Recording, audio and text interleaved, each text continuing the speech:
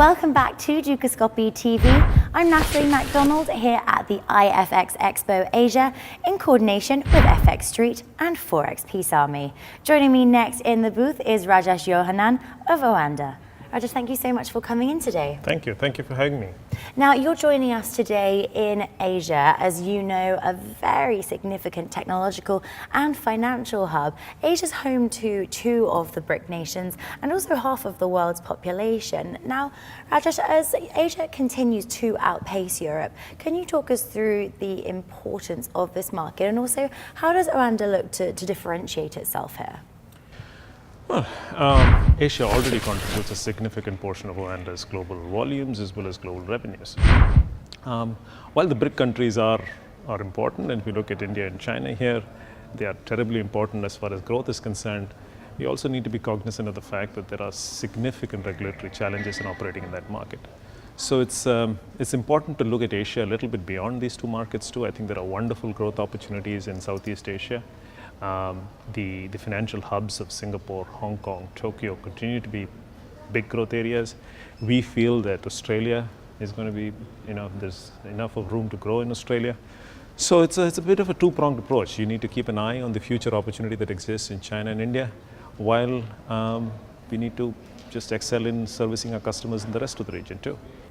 Now, in an industry where competing solutions and tight spreads can often equate to market share, who would you say that you fear? Who do you consider as being your competitors? Well, globally, FXCM, Gain, IG, CMC, Alpari, they are all worthy competitors. We genuinely feel that as far as our offering is concerned, we still have a distinctive edge over their offering. However, there's lots to learn in terms of the way they have expanded, the way they've built their sales and marketing organizations. There's a lot to learn. But what do I fear most? I think what keeps me awake at night is some of the regulatory overheads that we have. What is worrisome is that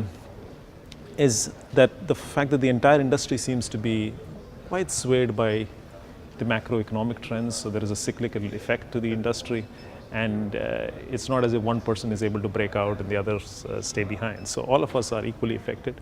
So how do we create a strategy that allows us to kind of break through that macroeconomic cycle? Well, I must admit that without the macros, I would probably be out of a job.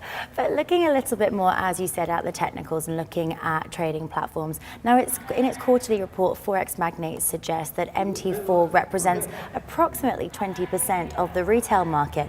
Brokers are always adding new trading platforms to the playing field. But what are insiders using? What would you say is the FX platform which is growing the most? As you know, we have our own proprietary FX platform, which has worked pretty well, the FX Trade platform. We still believe, you mentioned about the 20% number for MT4. We really think that MT4 is a big opportunity for growth, especially in the Asia market.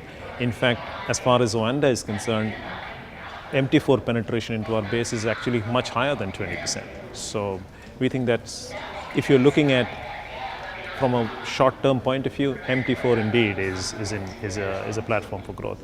As far as other channels are concerned, mobile is something that we think is a bit of a secular trend. Everyone seems to be using mobile and tablet for everything else. The other platform that we think is poised for growth is the entire trend around copy trading and social trading. So as you know, we acquired Currency a few months ago, and we think that there is significant room for growth in that sphere. What then are the challenges that you're still facing in terms of attracting these new clients? Are we seeing almost a change in the trader profile? And if so, how is OANDA going about both attaining and retaining those customers?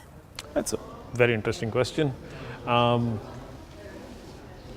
Profiling has been a big challenge. We've always had a struggle with I think not only OANDA, but FX brokers in general have struggled with understanding who exactly is going to be a profitable trader going into the future. So a lot of investment is required in analytics compared to banks, compared to travel companies, compared to insurance companies.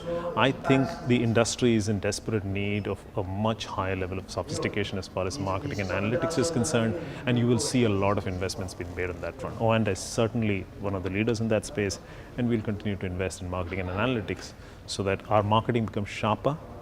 But it's a fact, some of the markets are saturating, and therefore the marketing engine needs to work a bit harder.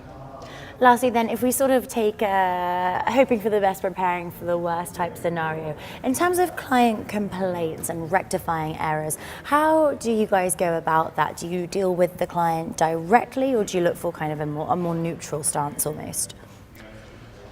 In most of the markets that we operate in, we are regulated there. And the regulators actually expect us to have a fairly robust complaint management policy. We have a fairly big client servicing team in Singapore and in Toronto, and we are known for having provided the best customer service. A bulk of our customer service and complaint management is direct with the consumer. We have a complaint management policy, we have an escalation policy. If it's not resolved by the customer service rep, then it gets escalated to a team leader. There have been situations where I have personally spoken to a client. There have been situations where our global CEO has personally spoken to a client. So there is an institutionalized process, but senior managers and the people who are on the front line need to get in whenever it's required. Rajesh, thank you so much for coming in and speaking with us today. Thank you. My pleasure. Thank you very much.